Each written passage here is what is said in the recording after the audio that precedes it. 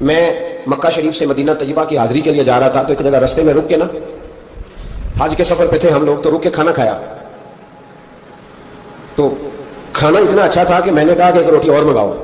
کھانا کھا چکے، بل دینے کے لیے جب کاؤنٹر پہ ایک شخص پہنچا ہم میں سے، اس نے اس کو کہا کہ پیسے رکھ لو. کہنے لگا پیسے ہو گئے تمہارے. میں نے کہا کہ پیسے ہو گئے؟ کیا مطلب پیسے ہو گئے؟ ہم تو یہ 4-5 لوگ ہیں ایک گاڑی کے مسافر، تو یہی بیٹھے ہیں، تو پیسے کون دے گیا؟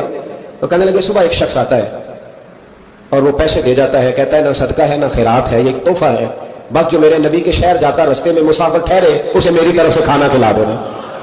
میرا دل چاہا کہ میں اس کے لیے دعا کروں کہ اس کا جذبہ، محبوب سے محبت، غلامی. میں نے کہا نام بتا دے. کہنے لگے، وہ شخص کہنے لگا، پاکستانی تھا، کہنے لگا اللہ کی قسم ہمیں بھی نام کا نہیں پتا. اس نے کبھی بتایا ہی نہیں، وہ بتاتا ہی نہیں، کہتا بس جو تمہیں مسافر ملے نا محبوب کے شہر جاتا اور جہاں رک جائے اسے کھانا کھلانا، میں اپنے محبوب کے مہمانوں کی میزبانی کرنا چاہتا ہوں. او خدا کے بندو، نیکی تو اس کا نام. حضرت عبداللہ بن مبارک رحمۃ اللہ علیہ کوفے جایا کرتے تھے.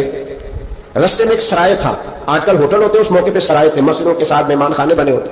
وہاں ایک نوجوان بڑا غریب تھا، اس کا شوق تھا لوگوں کی خدمت کرنا. آپ جاتے تو وہ نوجوان رستے میں ملتا، آپ کی خدمت کرتا، پانی لا کے دیتا، پانی بھر کے رکھتا، وضو کراتا، خدمت کرتا. اکثر آپ علماء سے ملنے جاتے، علماء کوفہ سے یا کسی اور سفر پہ، تو اس رستے گزرتے، نوجوان بڑا اچھا لگتا. ایک دن آپ تشریف لائے، نوجوان وہاں نہیں تھا. آپ نے لوگوں سے پوچھا وہ کہاں ہے؟ کہنے لگے حضور غریب تھا، قرضہ بڑا چڑھ گیا، تو کسی نے مقدمہ کر دیا ہے، کوتوالے شہر گرفتار کر کے لے گیا ہے اور وہ بڑا ہی پریشان ہے، جس کے پیسے دینے ہیں وہ بڑا سخت ہے، اس نے اسے بڑا تکلیف میں رکھا ہے اور وہ عذاب میں. وہ نوجوان کہتے ہیں کہ میں سخت کرب میں تھا، رشتہ دار، دوست، احباب، تال سب کو میں نے پیغام دیے، لیکن کوئی میری مدد کو نہ پہنچا. ساری عمر یہ آٹا بدھ ہے، میں لکھاں کیتے نہیں پیڑے، اب وقت آیا تو محمد بخشا کوئی نہیں بیٹھا نیڑے. فرماتے میں شدید تکلیف میں تھا، کوئی میرا پرسان حال نہ تھا. حضرت عبداللہ بن مبارک کو جب پتا چلا تو چپکے سے گئے، کوت والے شہر کو کونے میں بلایا، فرمایا اگر میں اس کا قرضہ دے دوں تو آزاد کر دو گے؟ اور تم بھی جانتے ہو اور سارا کوفہ جانتا ہے کہ جان بوجھ کے نہیں دبائے، مجبور ہو گیا ہے، غریب ہے، مہلت مانگ رہا. میں دے دوں تو آزاد کر، حضور آپ دے دیں، کر دیں گے آزاد. کہتے پیسے دیے اور دے کے کہنے لگے ایک وعدہ کر، میری زندگی میں کسی کو بتائے گا تو نہیں کہ میں نے دیے؟ کوتوال کہنے لگا حضور زمانہ حیا کرتا ہے تو میں بھی کروں گا. نہیں. اب اس میں اختلافی چیزیں بھی اس واقعہ میں بزرگوں نے لکھی ہیں. حضرت عبداللہ بن مبارک رحمۃ اللہ نے پیسے چکائے، خود سفر پہ چلے گئے، کوتوالے شہر نے آزاد کیا. کہا کس نے دیے؟ کہا کوئی نیک تھا جو دے گیا. وہ شخص بڑا خوش ہوا، دعائیں دینے لگا، کہتا میں ڈھونڈنے لگا میرا محسن مجھے مل جائے، وہ ملے نہ کبھی مجھے، اس کے ہاتھ چوموں، اس کے پیر چوموں، میں اس کی نوکری کروں، میں تو غلام بے دام بن گیا. کوئی آیا چڑھا کے چلا گیا. کہتے میں ڈھونڈنے لگا پر وہ ملتا ہی نہیں. بڑا ڈھونڈا، بڑا تلاش کیا. فرماتے ڈھونڈتے ڈھونڈتے تلاش کرتے کرتے عمر بیت گئی. جناب عبداللہ بن مبارک کئی دفعہ وہاں آئے تو وہ نوجوان کہتا میں نے بابے کو بڑی نصیحتیں کی.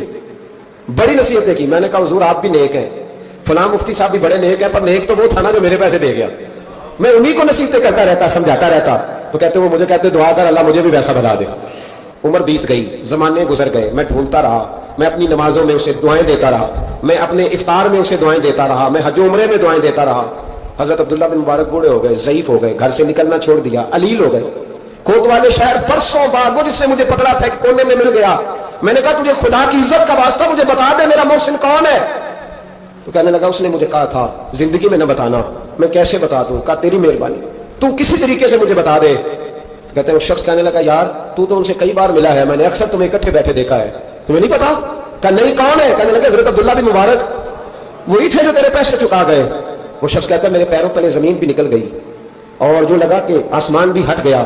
میں دوڑا، میں اسے ڈھونڈوں، کوئی بیٹھا ہوا مجھے دور دعا دیتا، میں ڈوبتا ہوں سمندر اچھال دیتا، ماتے ڈھونڈتا، سر پٹ دوڑتا. میں دروازے پہ پہنچا.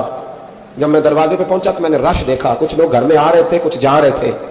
میں نے دوڑ کے ایک شخص سے کہا، میں نے کہا عبداللہ بن مبارک علیہ رحمہ کہاں ہے؟ کہنے لگا پردیسی کہاں سے آئے ہو؟